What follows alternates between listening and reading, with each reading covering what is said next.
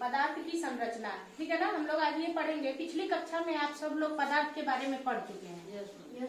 क्या क्या पढ़े हैं? पदार्थ किसे कहते हैं? किसे कहते हैं बताइए। हाँ बोलिए। जी, पदार्थ के 3 प्रकार होते हैं, ठोस, द्रव और गैस। ठीक है। पदार्थ हर समय किसी न किसी कण से मिल करके ही बना है ना। ठोस हुआ, द्रव हुआ या गैस हुआ, किससे मिलके बना है? छोटे छोटे कणों से मिलके बना हुआ है ना। यस। इन छोटे छोटे कणों को हम क्या कहते हैं? अणु। क्या कहते हैं? अणु। और परमाणु। उससे भी जो छोटे होते हैं उन्हें क्या कहते हैं? परमाणु। यानी कि कोई भी पदार्थ जो बनाते हैं वो सबसे छोटी मूलभूत इकाई, जैसे आप देखते हो एक ईंट बनता है, ईंट को बनाने के लिए मिट्टी और रेत की जरूरत होती है, लेकिन मेन रूप से वो कण भी कैसे बने हुए हैं? छोटे छोटे रेत के कणों से ही ना।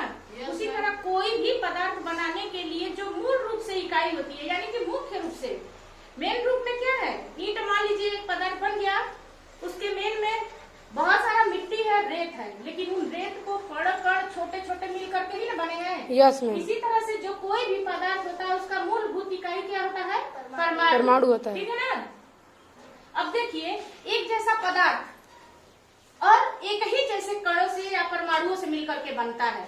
आप देखो, सोना एक तत्व है ना। सोना। Yes ma'am.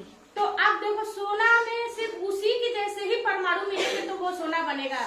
अगर चांदी, अगर तांबा या फिर कोई और चीज मिल गया तो वह क्या बन जाएगा? तत्व न बन करके यौगिक बन जाएगा। क्या बन जाएगा? कोई पदार्थ न बन करके यौगिक बन जाएगा। यानी कि जब एक जैसे ही समान परमाणु आपस में मिलेंगे तो क्या बनेगा? यौगिक नहीं, तत्व बनता या है, पदार्थ बनता है। और जब आपस में कई सारे अलग अलग तरह के मिलेंगे तो क्या बनेगा?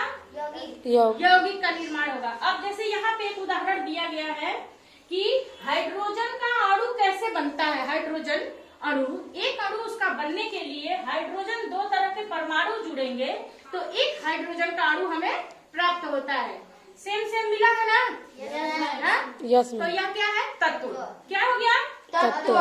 तो यह तत्व एलिमेंट बन गया। अब अगर हमको जानना है यौगिक के बारे में कि असमान परमाणु, एक जैसे नहीं, असमान रूप से परमाणु जुड़े, तो जब असमान रूप से जुड़ेंगे तो वह बन जाएगा क्या? यौगिक। अब जैसे यहाँ पे हाइड्रोक्लोराइड यहाँ लिखा है HCl ना, यानी कि हाइड्रोजन का परमाणु और क्लोरीन का परमाणु जो मिलेंगे तो क्या बनेगा? यौगिक हाइड्रोजन क्लोराइड बन जाएगा। यह यौगिक है। 2 तरह का मिला ना। यस। तो अब देखिए, यानी कि परमाणु तो हम जान गए, यस। लेकिन हमारे जो एक ऋषि मुनि कणाद मुनि थे, उन्होंने कहा कि ये पूरी दुनिया के जितने भी पदार्थ हैं वह सब छोटे छोटे कणों से मिल करके बने हुए हैं। उन्होंने यह अवधारणा दिया था। कौन? महर्षि कणाद। लेकिन उन्होंने ये नहीं बताया था कि जो छोटे छोटे कण हैं उनको भी विभाजित किया जा सकता है। ठीक है। लेकिन वक्त के साथ हमने क्या जाना कि इनको भी विभाजित किया जा सकता है। अब देखिए, डाल्टन, एक सेकंड रुकिए ना। डाल्टन का परमाणु सिद्धांत क्या है? उसके बाद एक हमारे वैज्ञानिक और आए डाल्टन का सिद्धांत जानेंगे। परमाणु सिद्धांत क्या है? जैसे कणाद जी ने कहा, महर्षि कणाद ने, छोटे छोटे कणों को हम क्या कर सकते हैं? ये मिल करके सारे पदार्थ बने हैं।